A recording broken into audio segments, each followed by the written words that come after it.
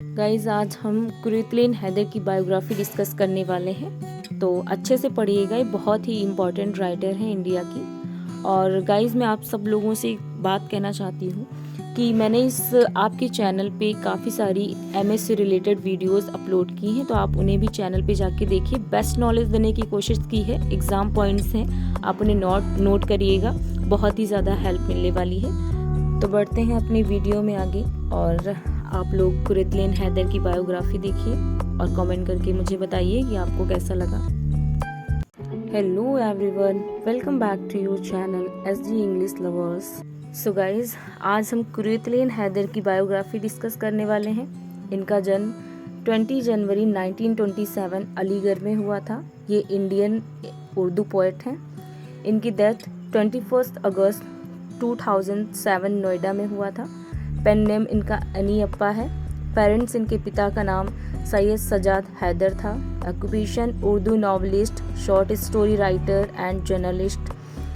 Awards इनको कई सारे अवार्ड्स मिले थे। साहित्य अकादमी अवार्ड 1967 में फॉर पतझर की आवाज़। सेकंड इनको मिला था जननपीत अवार्ड 1989 में फॉर आखिरी ए साथ के हमसफ़र, यानी कि travels into the night. Third award Bahadur Shah Zafar award 2000 में मिला था। Padmashri conferred in 1984। पद्म भूषण 2005 में मिला था for her contribution to Urdu literature and education.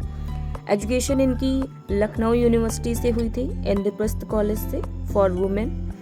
Notable works हैं इनके आग का दरिया, आखिरी शाप के हमसफ़र, गार्डिस्ट रंग ए चमन, रोशनी की रफ्तार, हाउसिंग सोसाइटी, पतझर की आवाज़, कार ए जहान, दराज है, जहान ए दीगार, सफ़ीना ए गम ए दिल, दिलरुबा नावल, मेरे भी सनम खाने, 4 नवलात, ख्याली पुलाव ट्रांसलेशन वर्क है ये इनका, सीता हरण।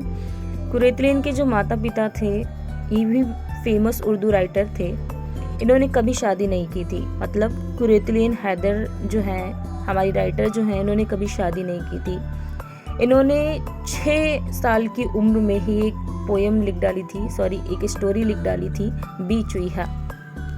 गाइस इनको लंग्स की प्रॉब्लम हो गई थी, जिसके कारण 2007 में नई दिल्ली के हॉस्पिटल में इनकी डेथ हो गई थी और इनको बरीड किया गया था जामिया मिलिया इस्लामिया सेमेट्री न्यू दिल्ली में। दोस्तों 19 साल की उम्र में इनका फर्स्ट नॉवेल पब्लिश हुआ था, जो कि मेरे भी सनम खाने है।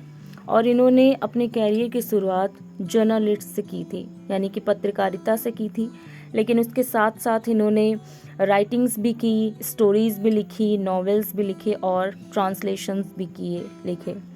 और जब ये राइटिंग करती थी तो ये जो है अपनी राइटिंग उर्दू में करती थी। ये इंडियन उर्दू पोएट हैं गाइस, तो ये अपनी राइटिंग्स जो है उर्दू में करती थी, लेकिन जब ये जर्नलिज्म करती थी तो ये इंग्लिश में करती थी।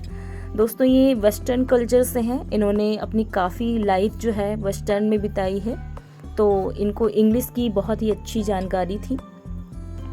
नेक्स्ट देखते हैं गाइस, 1959 में इनका एक नॉवेल पब्लिश हुआ था जो कि बहुत फेमस है, आपके सिलेबस में भी है, एमए के सिलेबस में, आप इसे पढ़िएगा। आग का दरिया बहुत ही फेमस इनका जो है ये नॉवेल है, रिवर ऑफ फायर।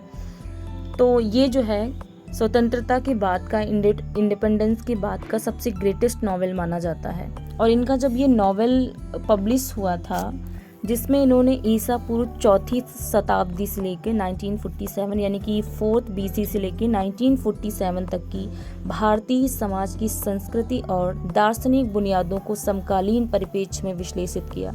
यानी कि जो भारत की संस्कृति है और उसके जो दार्शनिक परिप्रेक्ष्य हैं, उसकी जो बुनियादी हैं, इन सब का जो है विश्लेषण किया, समाज के सामने लेके आई। फिर 1947 में आज़ादी के समय अपने परिवार के सभी सदस्यों के साथ ये पाक चली गई, यानी कि पाकिस्तान चली गई। उस समय ऐसा हो रहा था कि दोनों देशों में लाशों की चलती गाड़ियों के चलते तब मुस्लिम पाक चले गए और जो हिंदू हैं वो भारत चले गए, यानी कि उस समय स्वतंत्रता की जो है लड़ाई चल रही थी।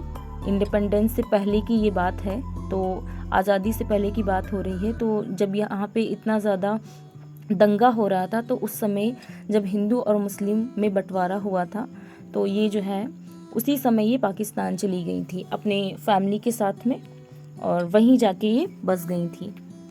फिर 1959 में, यानी कि स्वतंत्रता के बाद, इंडिपेंडेंट के बाद जब ये पाक चली गई, तो इन्होंने एक नॉवेल लिखा, आग का दरिया, जिसकी रिलीजिंग के वक्त पाक में बहुत ज़्यादा विवाद हुआ। उसके बाद जैसे तैसे इन्होंने उसका पब्लिकेशन करवाया, आग का दरिया यानी कि रिवर ऑफ फायर का, और उसके बाद तुरंत इन्होंने डिसाइड किया कि इनको अब भारत जाना है। फिर ये वहाँ से पाकिस्तान से वापस आके मुंबई के पास दिल्ली में, नोएडा में रहने लगी। गाइस, ये इम्प्रिंट मैगजीन की प्रबंधक संस्थापक रहीं 1964 से 1968 तक, और इलस्ट्रेटेड वीकली ऑफ इंडिया की संपादकीय स्टाफ की सदस्य थी 1968 से 75 तक। गाइस, मैंने आपको बताया था कि ये वेस्टर्न कल्चर से थी, यानी कि इंडिया में भी रहीं और पाक में भी रहीं, और कुछ टाइम ये बाहर भी रहीं, यानी कि फॉरेन में रहीं ये। तो अब्रॉड में इन्होंने बहुत कुछ सीखा, वेस्टर्न कल्चर स्टाइल में इन्होंने बहुत कुछ सीखा, और इनके अंदर ये बहुत ही इन्फ्लुएंस थी इस चीज़ से, वेस्टर्न स्टाइल से और इसकी टेक्निक से। वर्जीनिया वुल्फ से ये बहुत ही ज़्यादा इन्फ्लुएंस थी, और इनका एक फेमस कोट है ये आप लोग जो है इसे नोट कर लीजिएगा, बहुत ही अच्छा रहेगा आपके एग्ज़ाम्स के लिए।